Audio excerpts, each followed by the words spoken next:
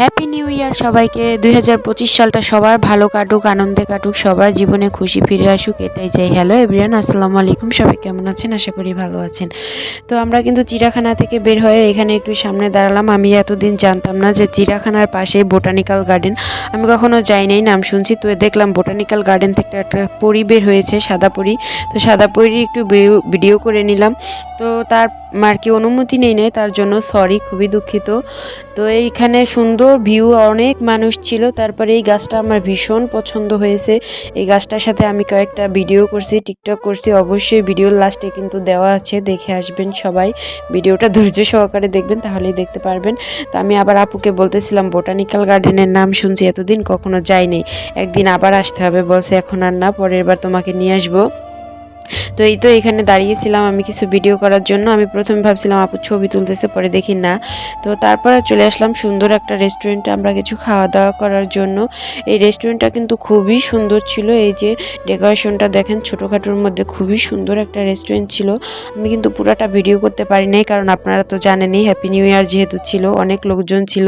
তো আমি চাই না যে তাদের ভিডিও নেই, তারপর তারা আবার বকাঝকা করুক। এই যে দেখেন এখানে সুন্দর একটা ছিল হ্যাপি নিউ ইয়ার লেখা 2025। তো আমি এখানে বসে আবার কিছু ছবি তুলেছিলাম, ভিডিও করে নিচ্ছিলাম, তারপর আপুকেও কিছু ভিডিও করে দিচ্ছিলাম। তো এখানে বসে সুন্দরভাবে পোজ দিচ্ছিলাম। তো আজকে আমাকে এই রেড ড্রেসটা কেমন লাগছে অবশ্যই কিন্তু জানাবেন। অবশ্যই আমাদের দুই বোনকেই কেমন লাগছে সেটাই জানাবেন আপনারা। তো আমি আবার একটু সামন ক্যামেরা দিয়ে ভিডিও করতেছিলাম আর দেখাইতেছিলাম। আমি কিন্তু আসলে খুবই একটু মন খারাপ করেছিলাম, একজনের উপরে অনেক মন খারাপ করেছিলাম। তারপর আপু আবার মন খারাপ দেখে আমাকে নিয়ে আসছে, বলো চলো ঘুরে আসি। আসলে বড় বোন থাকা অনেক ভাগ্যের ব্যাপার। এই বছরটা আপু অনেক কিছু দিয়েছে আমাকে।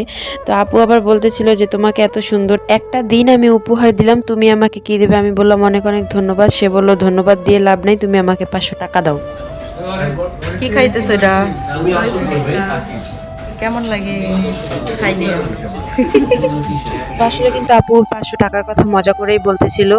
তো এখানে আবার আমরা নিয়েছিলাম দুইটা দই ফুচকা। দই ফুচকাটা কিন্তু ভীষণ মজা ছিল, এক প্লেটেই পুরো খেয়ে শেষ করতে পারি নাই। তারপর চলে আসলাম একটু ছনিতে। ভাবছিলাম একটা মুভি দেখে যাই, যেহেতু আজকে দুই বোনে হ্যাং আউটে বের হয়েছি, কিন্তু আমাদের পছন্দের তেমন কোনো মুভি ছিল না, যার কারণে দেখা হয় নাই। তার জন্য একটু ঘুরে ঘুরে চলে যাচ্ছিলাম। আসলে শখের বয়সেই শখ পূরণ করতে হয়। যদি আপনি শখের বয়স পার করে শখ পূরণ করতে যান, তখন মানুষ বলবে বুইড়া বয়সে ভীমরতি ধরছে, এরকমই। তারপর সোনি থেকে বের হয়ে সামনে দেখলাম যে সুন্দর একটা বেলুন আলা মামা দাঁড়িয়ে আছে কিছু বেলুন নিয়ে। আমি আবার আপুকে বলতেছিলাম তুমি একটু ভিডিও করে দাও আর ছবি তুলে দাও। সবাই ভালো ভালো থাকবেন, টাটা, বাই বাই।